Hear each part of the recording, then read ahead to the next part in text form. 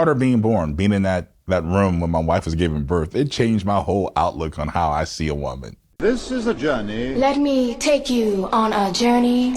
There will still be the journey. The journey. New sheriff in town, and his name is The journey. Journey. This thing is bigger than Nino Brown. This is The journey. The journey. What is it that moved you? The journey. The journey. The journey. The journey. The journey. Welcome back to another episode of The Journey. I'm your host, Larry Robinson, and today we have a Memphis icon that he's a silent guy. He moves behind the scenes. And the reason I got this quote that I'm going to share with you today is because I think he is the personification of just that.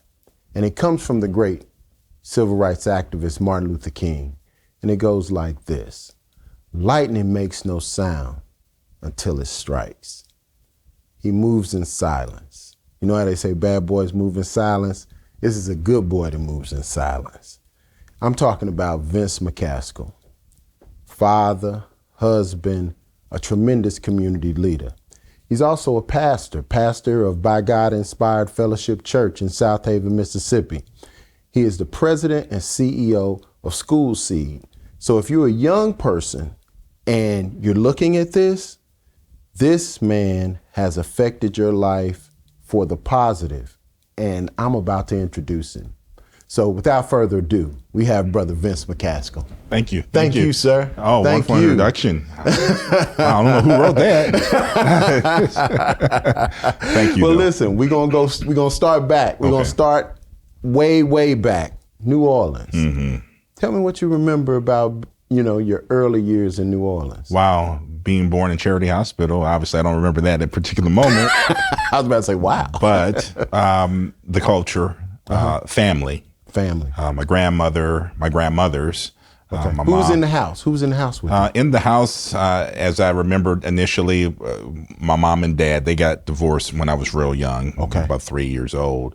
But then we went to reside with my mom's mother. We called her Sugar Baby. Okay. And so I remember my mom, my grandmother, my Uncle Barry, my Aunt Lori, and my Aunt Rhonda. We were all in that house, man. Okay. One big family. It was, those are the formative years, and those years shaped my whole understanding of family and love. Okay. Well, who outside of that family unit, that early family unit, had the biggest impact on young Vincent? Outside of that family unit, probably my Uncle Bruce, who had went off and he started playing in the NBA. Right. But he was the hardest. When I was a young kid, I couldn't stand Uncle Bruce. Really? Why? Right? Now, why? What made Uncle Bruce so? He was just the epitome of a dude. Like, okay, you're going to do this, you're going to do that. I mean, so accountability and discipline and so forth. And there was no, he was very, very serious. But he became one of my favorites as I became older. Okay. I said, thank you, Uncle Bruce, for all of that. Okay. Yeah. Okay. What decision did you make as a young person that ended up having a lifelong impact, even though at the time you may not have known what you were actually making a decision about? So it was, mother passed away in 1983. Okay. And my Uncle Bruce wanted to take responsibility for me. Mm-hmm. He had to go play overseas that year. So he, his wife, and my youngest cousin, his son, moved to Italy while myself and his daughter moved to Lake Charles, Louisiana. So I was there for that year. Okay. I reconnected with my father in that time and made a decision that I wanted to live with my father. Okay. And, there was some back and forth, but that decision was the best decision I could have ever made. My uncle would have taken very good care of me. Right. But I needed to be with my father. Why was it so important that you look back and think, man, that was the decision? Had I not lived with my father, I probably would not have lived in the South. I would not have lived in the South. My uncle at the time was in Seattle, Washington. Right. I would have probably stayed on the West Coast, Pacific Northwest. Right. Eventually, when he got out of the league, he ended up going to the East Coast. He went through New Orleans, but ended up in Boston, where my aunt-in-law became the controller of Harvard Medical School. Okay. So I probably would have been between the West Coast, maybe a little stint in the South, but back on the East Coast. Okay. That decision to really want to be with my father, didn't know it was a major move. Right. But it stabilized me in many, many different ways. Okay. And it put me on a trajectory that I'm on now. Okay. Okay. As a young person, who did you dream you would be? And how different are you from that person? So as a young person, you're going to laugh at this. I thought I wanted to be Superman. Yeah. Superman put on that cape and he'll do one of these numbers. I'm sorry about the mic, and I was like, man, that's so cool. That's so I see myself going into the phone booth and coming to say they don't know what the phone booth is now, and coming out with the big S on my. So I know it's funny because at the time, Superman and MLK, right? Those two were the people that I looked up to. Right. Even the Malcolm X's at that time, it was like, just wanting to make an impact, because when you think about those, even though Superman is a fictitious character, and then MLK is very real, and then Malcolm X is real, the one thing that the individuals had in common was impact to communities, to society. Right. Did not know exactly what I was going to become, because when you're, a little kid, you're just trying to play with your toys. Right. Just trying to enjoy my childhood. It wasn't until I was back in New Orleans in 1985, living with my father. He decided to put me into a preparatory school called St. Augustine High School. Anybody know anything about New Orleans? The Purple Knights, March of 100. You went to St. Aug? I went to St. Aug, man. Oh, man, we got to talk offline on St. Aug. But listen, I got a couple more questions, but this one is one I'm really interested in. When did you know you were going to be okay? When could you look in the mirror and say, I got this thing called life? 39 years old. 39? Yeah. That's when I had my awakening in my very real interaction with the Holy Spirit. God, the Father. Right. Okay, we're going to unpack that in the second half. That was, Okay. Yeah. What's your why? Why you get up every day and fight the good fight? Because my life has purpose and meaning, and there are people who are being presented to me that I am put in place to make a difference. Don't know what that looks like. Could be a mustard seed. That's why I get up. Okay. Last question of this segment. When did Vince McCaskill know that he was a black man? Hold on. Listen, we're going to be right back on the journey when Brother Vince is going to share with us when he realized he was a black man. So stay right there. This is The Journey on the Kazukian Network. Be right back. This is a journey. Let me take you on a journey. Success in life is not a straight line. There are twists and turns in everyone's life, and the more you know about their story, the more you'll understand the process. Kazukian Media Group proudly presents The Journey, a show that features successful black men in Memphis telling their stories of their lives and the ups and downs they've encountered on their ultimate road to success. We believe The Journey will encourage young men and help them see that life is a journey. Watch The Journey, hosted by me, Larry Robinson. Brought to you by the Kazukian Media Group in partnership with the Delta Boulay.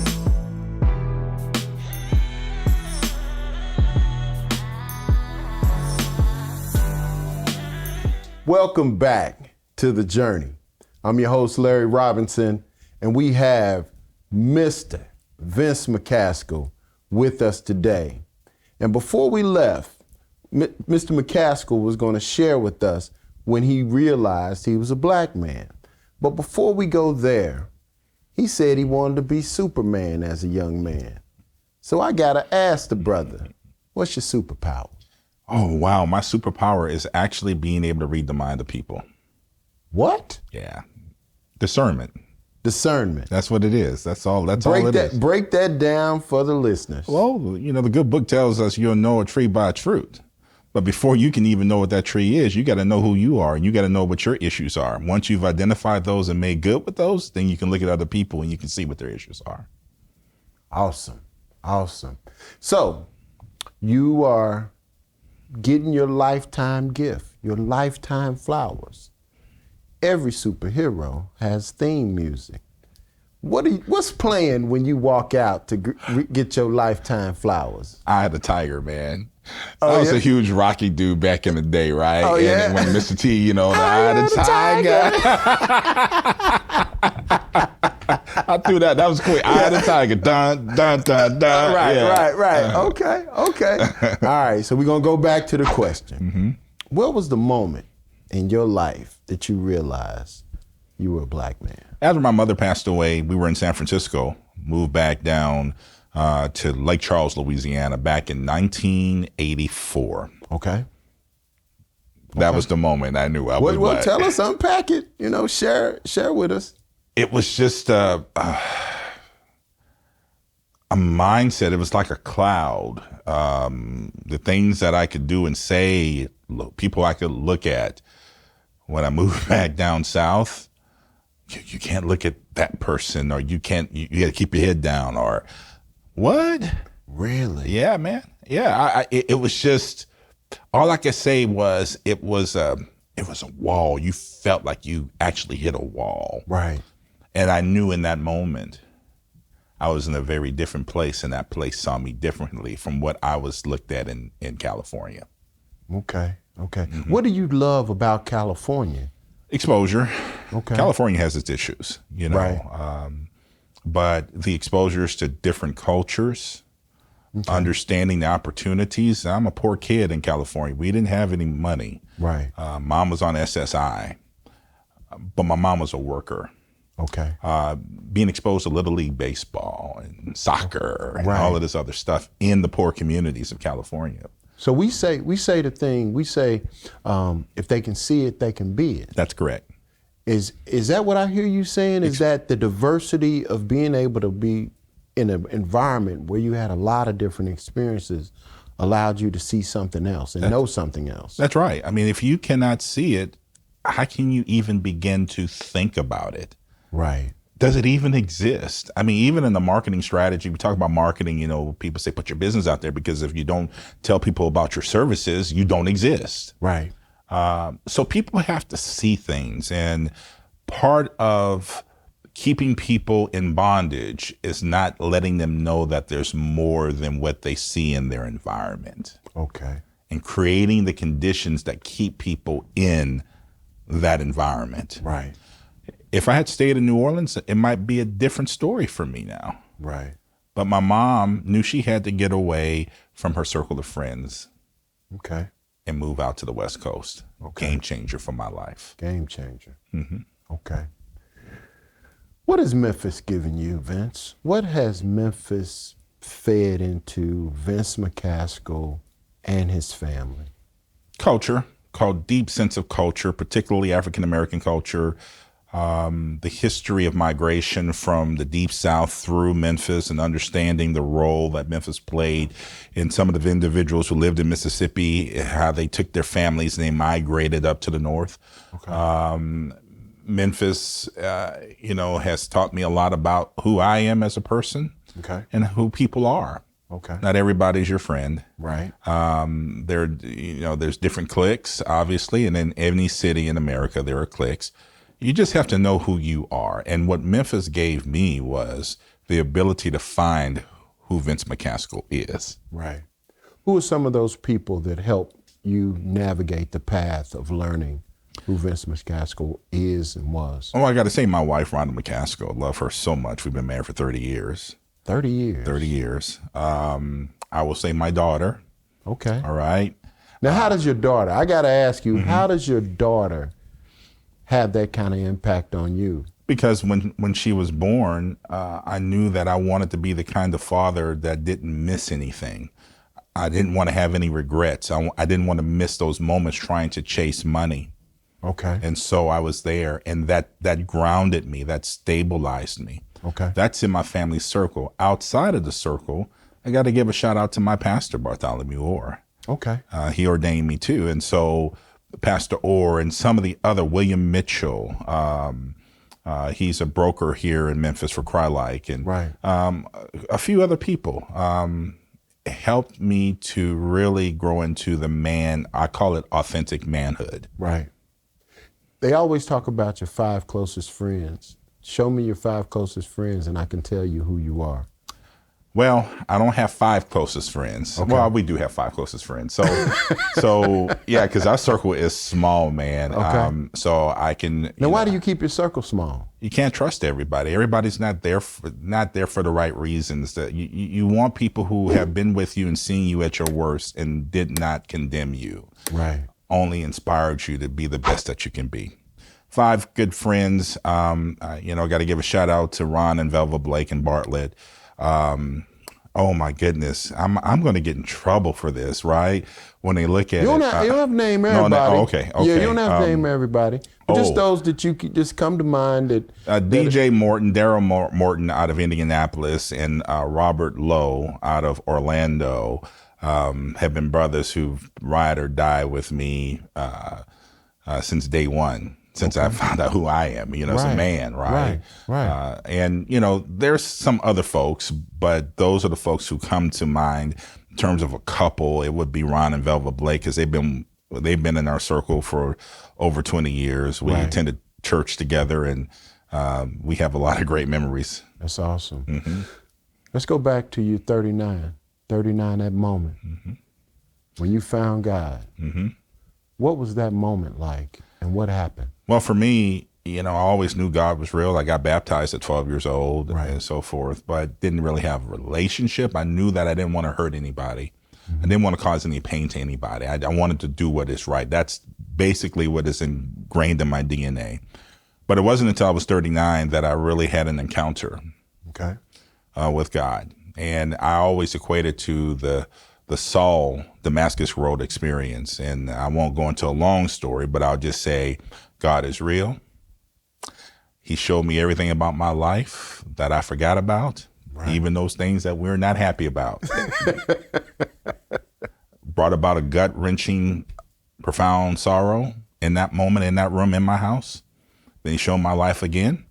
And he said, these are the things that could have happened if I did not block those things. So the tears of sorrow turned to tears of joy, and my life was forever changed in that moment. At that moment, I had to tell it, and I was set free. Okay. Awesome. So you transition to adulthood, in a sense. How has that impacted the work that you do? You see clear. So from that moment at 39, obviously I had a career in journalism. I worked in the fields and as an anchor reporter over the years, but not really knowing who I'm supposed to be, who I am. Right. Trying to find that person. When I hit 39 and that moment happened, I knew what my purpose would be, and went on that journey of maturity. And it also allowed me to make wise business decisions. Right. Wise financial decisions, wise relationship decisions, wise parenthood decisions. Right. That moment literally is why I'm sitting here today. Okay. Regrets, mulligans, things that you'd like a do-over on. Well, I'd like a do-over on, being in high school and looking as good as I did and being so insecure. If I could take the security that I got now in my head and place it into that 16-year-old, I'd be crazy. You'd be killer, huh? I'd be killer. That's the only regret. The only regret is I wish I knew then what I know now. But as Maya Angelou said, don't worry about what you did not know. Be thankful for what you do know right now. Right. Absolutely. Yes. That's powerful. All right. You're walking back to, you're back in Lake Charles. Mm-hmm. Dad's outside, friends outside, but this Saturday morning, you're sitting there You're sitting there eating a bowl of cereal, watching TV. You look up, the door opens. It's Vince McCaskill of today. What would Vince McCaskill of today tell that little boy who was sitting there eating that bowl of cereal? Vince, it's going to be all right. It's going to be all right. Stay the course. Be willing to learn. Be willing to be corrected. Don't take everything personal. Be secure in who God created you to be. And it will be okay. That's pretty powerful. That's pretty powerful. Fondest memories. Oh wow, man, so many. Fondest memories. My daughter. And you can break it. And you can break it however you want. Just give me a couple of them. Daughter being born, being in that room when my wife was giving birth, it changed my whole outlook on how I see a woman. Really? Oh yes, man. They're strong, vibrant women, man. They can sit through that. And I said in that moment, thank you, God, for making me a man. Watch that. Oh, mad respect from my wife. Okay. Oh my goodness. Then probably, oh my goodness, there's so many, ninth grade at St. Augustine High School when they started asking us what clubs we wanted to be in. And I was drawn to radio and TV. Okay. And I joined the radio TV club, and the rest is history. Yeah. And they taught us how to tie a tie. We had to come to school every day with our slacks, with our dress shirt, and you had to be tied down. And those men who were teachers and coaches, they brought the paddle, man. Right. They didn't play. Oh, no. They didn't play. Those were some of my fondest memories in education. Okay. That literally helped me in the trajectory that I'm on now. So we got to give a shout out to Austin Taylor, who's the head guy at the Purple Knights of St. Augustine. Marching 100. Oh, yes, yeah. Sir. Oh, yeah. Wow, that's good stuff. So, young boys, young men, young ladies, and others are watching you right now. I would like you to leave them with a Pastor Vince McCaskillism. And I want you to say it right there in that camera. Mm-hmm. You're a young person right now. You're trying to find your way. And here I am at 52 years old talking to you. What could I possibly say to you and even relate to what you have to experience?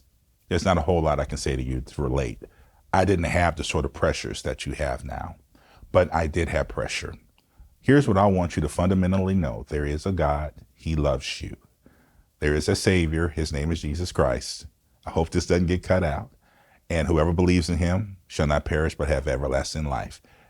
Everlasting life begins the moment you begin to realize that you were put here for a reason and that there is an enemy who's trying to suppress the gifts that are in you by making you doubt who you've been created to be, trying to make you insecure in every aspect of your life so you cannot soar. So I'm here to tell you today, you are somebody. Trust the process in your life. Become secure in who you are and confident in what you have the ability to naturally do. And it's going to work out. Be opening to learning from others, older people as well. They may not have experienced exactly what you're experiencing today with social media and all of these sort of relationships. We might not even know the lingo that you use now, but we've lived a little bit. We're not perfect. Neither are you. But we have overcome some things, and we don't want you to have to go through the same things we went through. We want to hand the baton to you in a better place. We want you to be better. So be open to listening and getting good, sound direction from someone who you see is doing it in a positive way. You're a financial change agent. I'd like you to also give them a word about finances and how you approach finances, because I think that is something unique that you have that as a part of your ministry. Mm-hmm. So I want you to leave that as well. Society is telling you it's all about the money. Now, we know money answers some things. It gives you access to certain things. But here's what I don't want you to do. I don't want you to get caught up in chasing the money. I want you to chase knowledge. What happens when you get money? How do you use the money you have? See, a lot of times you have a lot of people who are talking to you about getting that money, but they always run out of the money where they got to get it again. But what if I told you there's a way to get the money, but then make the money work for you? In other words, you take every dollar that you have and figure out a way to use it so that it makes money for you so you don't have to work all the time. See, that's a process. And there's a way to do it. So when you hear a lot of people talking about, let's go get the money. Well, if you get that first dollar or that first $100, now the question is, how are you going to use it? Wow. And that's what we try to teach. How do you use it? Save, invest, looking at it that way. Don't go into debt, all of these sort of things. But people have to understand the basics first. I love that ministry that you have. Listen, as it said, man, lightning makes no sound until it strikes. You didn't know this brother was as powerful as he is, but he is. And so I wanted to bring him to you because his message, his ministry is what we need you guys to hold on to. Hold it tight, the words that have been shared, because these are the things that's going to help you change your situation, enhance your situation, or if nothing else, find your purpose in life. I'm Larry Robinson. For my guest, Brother Vincent McCaskill, change agent. Thank you. Memphis icon. We're going to keep bringing them to you. I just need you to keep coming back. Once again, the journey on the Kazukian Network. Take care. Thank you to our partner, the Grand Boulé of Sigma Pi Phi Fraternity Delta Chapter. To hear more incredible stories like this, be sure to download the Kazukian app from the App Store or Google Play, or check out the Journey Memphis podcast on all your major podcast providers. Also, check us out on the Kazukian Network.